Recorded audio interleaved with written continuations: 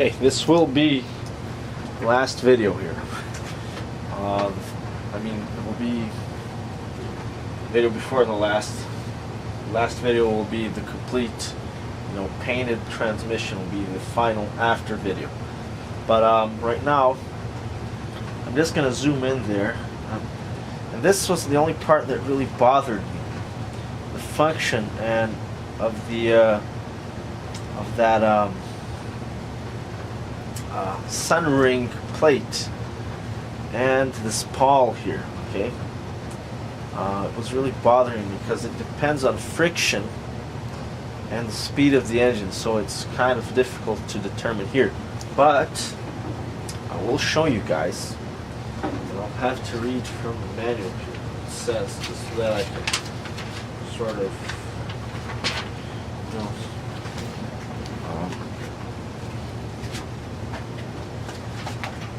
talk a little bit more organized. I always get confused when I talk. Okay, but so it says here: if the throttle is closed, removing the driving force, the rollers in here, they will release their wedge contact, permitting the roller clutch to overrun with the main shaft pinion cage and the engine turning at slower speed than the ring gear, which is this one. Yeah? The ring gear, which is this one. Okay, I didn't mess up on the previous video. I said that this one is the ring gear, this one is the ring gear, this one is the clutch roller gear. That's what it's called. It's actually, I hate how sometimes they have different names, and most of them, the names are really weird anyways, but sometimes they, aside from the fact that they're weird, they actually change the names sometimes, so it's not perfect like me. I will make a perfect transmission. I am perfect in what I do, that's for sure. Anyways, moving on. So under such conditions, the ring gear will turn faster than the transmission, right? And the rest of this here. All this will turn faster than this. So what's going to happen is, let's actually do it right now. Right now it's in third gear, and the overdrive is engaged. So basically what it's saying is that this is going to overrun. Remember, if this is turning, if I turn here and I hold this, see that eventually you get caught here and I can no longer turn. It will turn a little bit, but now the clutch rollers in there, they've expanded and I can no longer turn them. See, you hear that? So I can no longer turn it. Okay. If I go the other way, then it will turn the other way. Okay. So right now I'm trying to turn them both in the same direction. Same direction. Same direction. Okay. Actually, let me move the camera there. Let me see if you get it. Actually,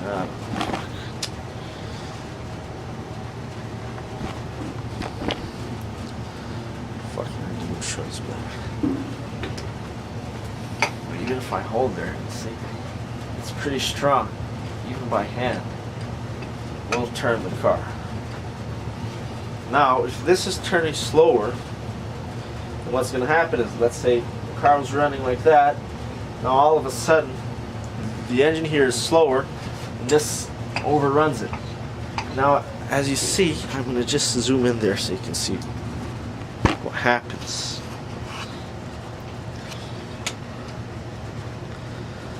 Know what happens as when this overruns, still in overdrive, when the sun gear and the output shaft and all the overdrive section overruns, it actually causes the sun gear inside there, that one inside where my finger is, to move.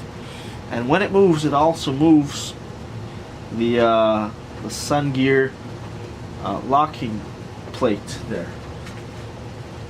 Sun gear control plate. See?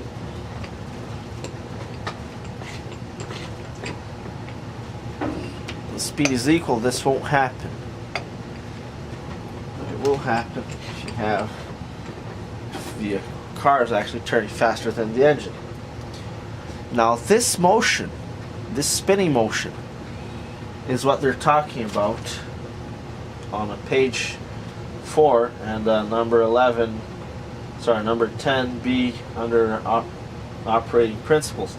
That's the movement they're talking about. So when it's turning exactly 70%, this is actually, is it moving? They're all moving together like that, standing still. But when it's overrunning, it forces it backwards. So if, let's say we were in direct drive, there would be a tendency, if we're in overdrive and it starts to overrun, there is a tendency, see there, to move the sun gear to either engage the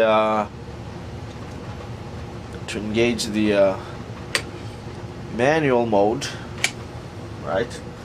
And the same if it's in manual mode, there's sort of a tendency, well actually no, because these ones are locked together. Okay, now you see that there's a spring here, and this spring actually pushes the lock here, the shaft and the shifting mechanism here, so that it stays, pushes it to stay in overdrive. Okay, now when it's in overdrive like this, you'll see that as it changes direction, it actually still turns the sun gear with it. So that's the movement that they're talking about, okay?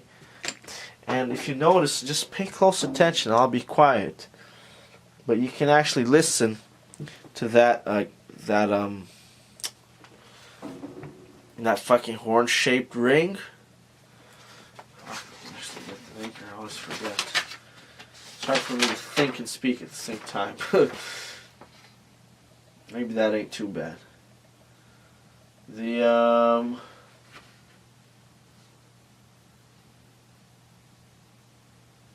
it's not the retainer plate. It's the ring that's stuck to the sun gear control plate. The blocker ring, okay? The blocker ring. You can actually hear the blocker ring going like this, and as it changes direction, via friction, even though they're not connected, this is just via friction, okay? It's not mechanically connected via teeth or anything. It's just pressure, okay? Friction. So as you can hear it, as I change direction, still in overdrive, okay? You can actually hear the blocker ring going up and down, moving like this. And remember that the that little square is right in the middle. So let's say, for example, this here. This here represents the pawl, and my hand here in form of a C represents the blocker ring. It's actually going like this, right, like this. Just listen, and you can actually see the sun ring rotating, and it'll stop rotating once the blocker ring hits the pawl. Hear that?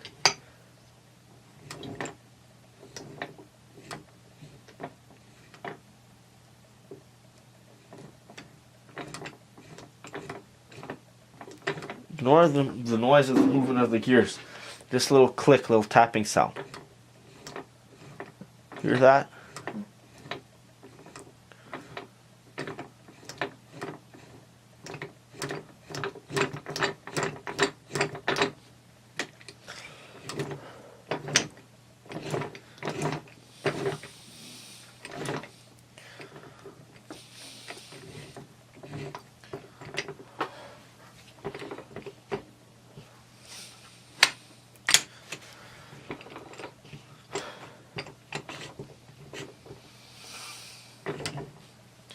So that would happen if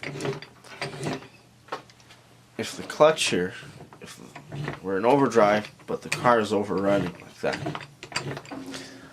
As you can see, it moves the sun ring, which tends to push it in to overdrive. It tends to push it in. So the coasting tends to push it into overdrive. If it's going the other way, now there's a tendency. It's really not that big. It's a lot smaller. So if I go this way, which is a normal rotation of the car clockwise, there's very little spin of the sun gear. Only initially, but then it stops. And you can see there that the sun ring plate here, blocker plate, doesn't turn in this direction. But if I go the other direction in a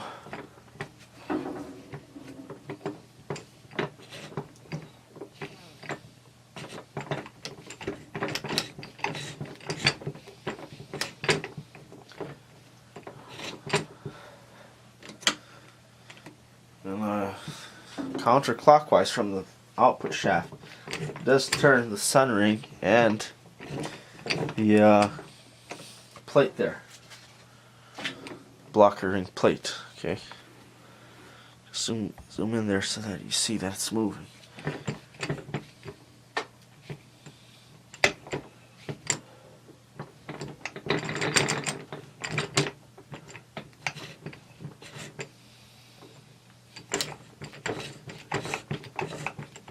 If I really hold it, if I hold the input shaft, I still have to hold it with considerable amount of strength. You see that I'm holding it here? Remember, the engine would be here, so the engine is effectively holding. If this one's going faster, doing what my hand is doing. If I actually hold it, you'll see now that the blocker ring actually goes quite fast.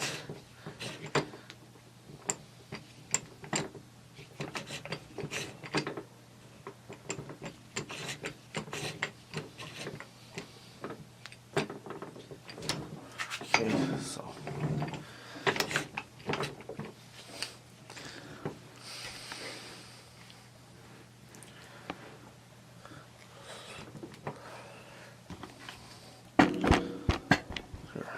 just put this here.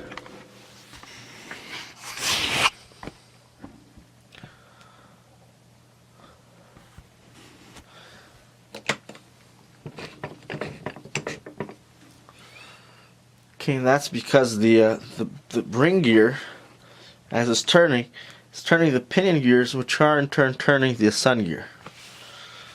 Okay, so that's what they mean by, when it's being held against its position. So now at the moment,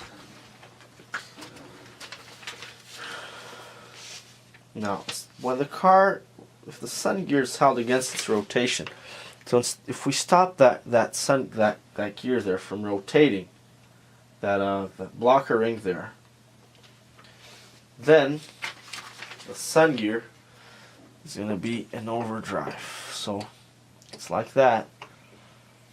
You can actually see that from figure 5. Okay. Then what happens is,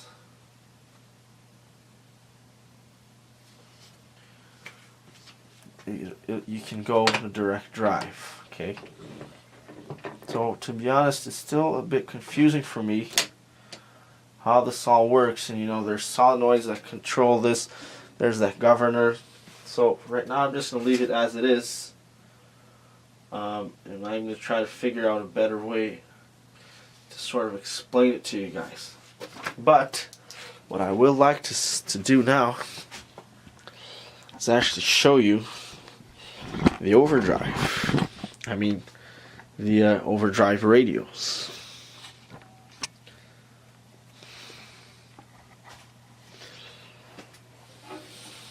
Let me try. I'm going to mark right now. We're in overdrive. I'm going to mark here.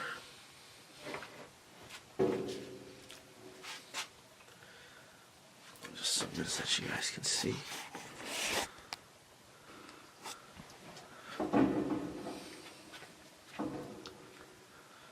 Mark here on the input supplied, and here so that we can find out where is a complete revolution.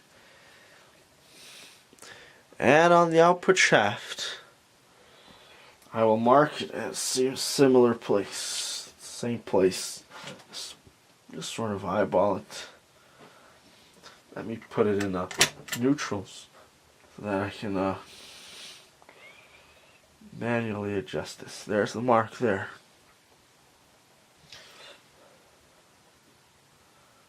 So right now they are in line.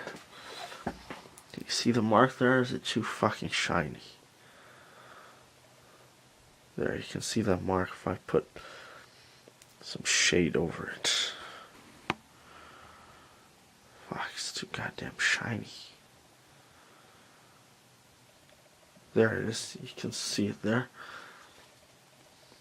Right there. See, it's little. I know there's some surface rust there, which is not helping a little bit. Let me just clean it off so you can see the mark a little better. There. Hopefully you can see that mark a little better now. See, there it is. There we go. That's pretty good there. Now, I'm going to put the transmission in third gear. We are in overdrive. This is touching here. This is close. That's direct drive. This is overdrive. And I'm going to give it a full turn. Watch there.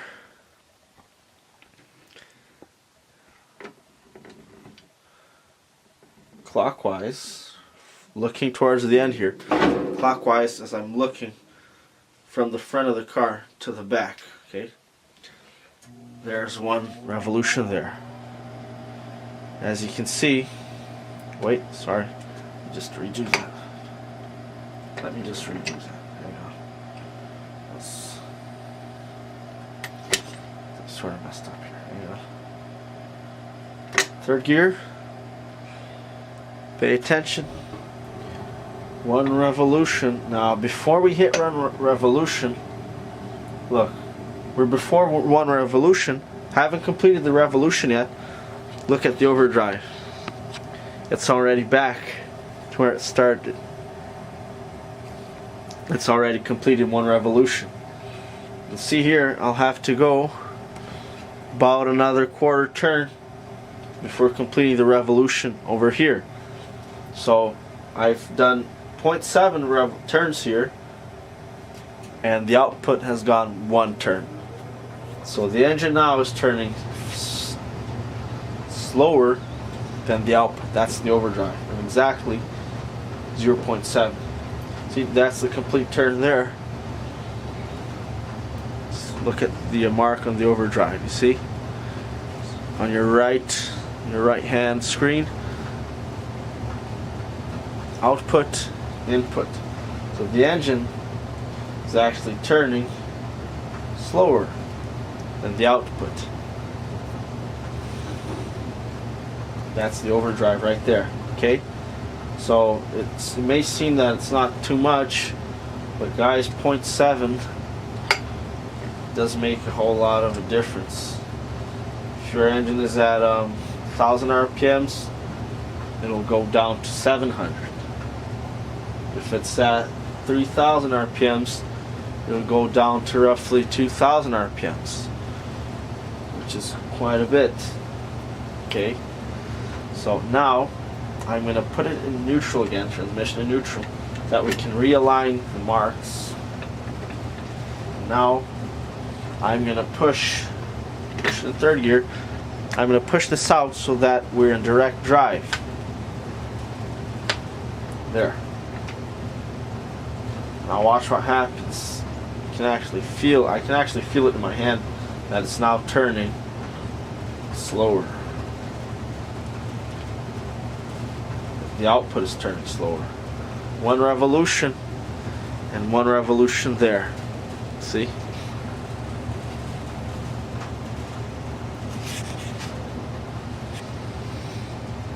So it's in the 1-to-1 radio again for third gear in direct drive. Okay, if I do it in second, they will all be the same. Now the overdrive will change all of the other radios. Basically just shifts them all up. Okay, that's what the overdrive does. It just shifts them all up.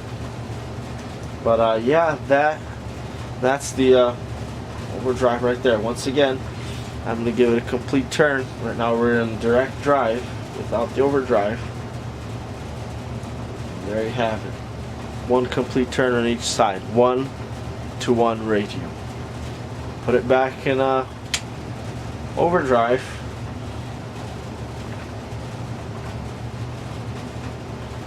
And we have a full revolution on the output before we have a full revolution here. So a full revolution here on the input is actually, I'm going to say it's about 1.3 or a little more, 1.3 revolutions on the outside. So now it's a 1 to 1.3 radio there, right? So another thing that I might as well mention here, there are other ways to speed up the car. I mean, the size of the tires, the diameter of the tires does affect that. So, by increasing the diameter, the radius by 1 inch, you effectively increase the diameter by 2 inches, because remember the radius is just half of the diameter. So there's two radiuses to form one diameter. So when the person says increase the radius by 1 inch, I'm actually increasing each radius there by increasing the diameter by double the amount, by 2 inches. So increasing the rate by that amount, you actually gain like 20 kilometers an hour, which is quite a bit. From 80 you're now going to 100 kilometers an hour. That plus this, you can get pretty high speeds. You can beat any fucking modern car with this. Whereas with the 3-speed manual, it is, I've seen some people call it granny transmission, because it is not fast, but guys, it sure is a fucking strong old lady. Fucking strong bitch, because it was even using a few trucks. A few like Corvettes use these transmission. Corvettes or some other really strong car there. Some big V8s use these transmissions because they're fucking built to last. So now that I've shown you guys that, I'm going to show you guys how to put the lever on. And here on the casing, you'll notice that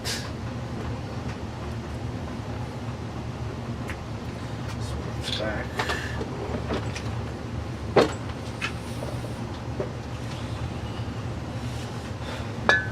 It goes like this. But this part here, you'll see that there's a protrusion here, right here. And there's a part number there. I've got that part number, and you can actually see it clearly, which is amazing. There's number 7 here. I'm not sure what that stands for, but I've got the part number. I'll put it down in the description. But I mean, just before I go any further, remember how that transmission looked, and now you can clearly see the numbers. Unbelievable. But this here,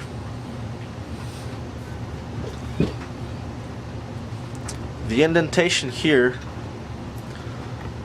on the shifter, see, it's got one on each side. They're parallel, and they match with the shifter here.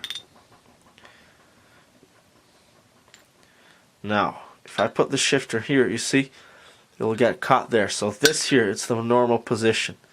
It can only go like that or like that, which implies that this here, it's got to go like this, but inside there. Sorry, a little more like this, right?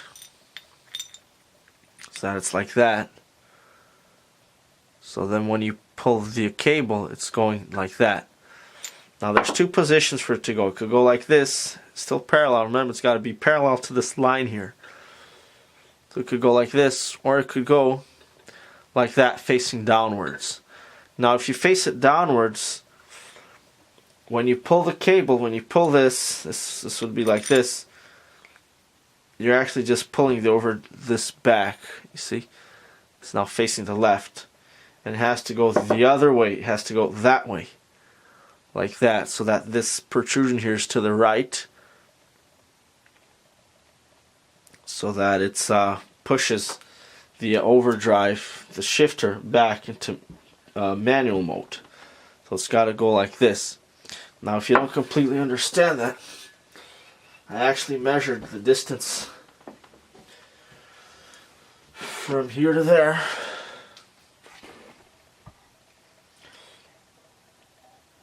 Measure this distance here. Right?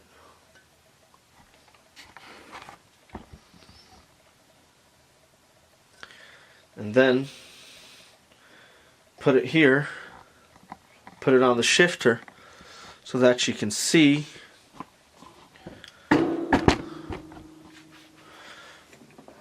where it's supposed to go, if you understand what I'm saying here.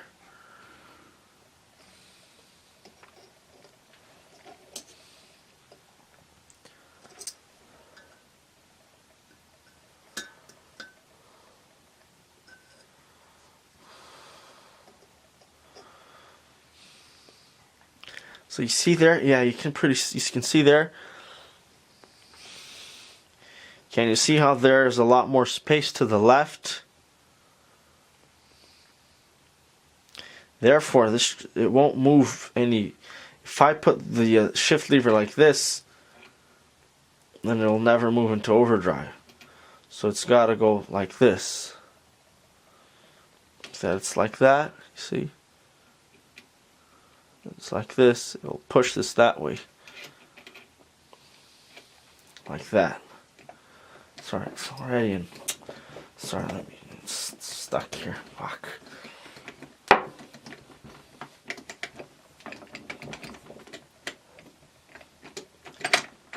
Sorry. Okay, there we go. It was stuck. Let's do this again. See how there's a lot of space on the right? Which means if I were to put it here, it can't go any further to the left. Therefore, this must be facing upwards like that, so that when you shift it, it goes to the right and pushes it to the right. As if I were to put it like this, like to the bottom, the protrusion here facing the bottom, when I pull the cable, it would swing it to the left, which is impossible. So this has got to go upright like this. Don't worry about trying to get exactly in there, because this will spin in this case, in the housing. I'll show you. So, but just a heads up, because you will have to, get it right. Here's the case, housing. Put it in through the inside. I already dabbed some oil in there. The rubber seal here it's great. I have to sort of wiggle it in there. Has to have some pressure in to prevent the oil from coming out. Put the shifter, washer, and by the way, these bolts here, these nuts, sorry, they're not really good for this application because they do tend to come off eventually. So you either need to get two nuts and tighten them together so that they don't come off. They don't, So I mean, you're turning this, so inevitably, it might happen that this loosens up, and then you lose your shifter and you're unable to shift gears. It happened to me on the highway. I had to stop and retighten the nut here. Fortunately, it just slid off, and the nut was still there. But so I replaced it with there's nuts that you can they've got like rubber or plastic inside of them, and they cause pressure, so it's hard. They can't remove it. You can't. They won't be removed unless you really force them to. Whereas this one's this natural movement sort of loosens them up. As you can see, I can push this outward. That's how I took it out in the first place. You see. It comes out like that, and then once the transmission and everything is in, just push it back in. Okay, make sure it's in the right place. Yeah, I'm feeling it with my hand inside. Yeah, See, then it'll slide back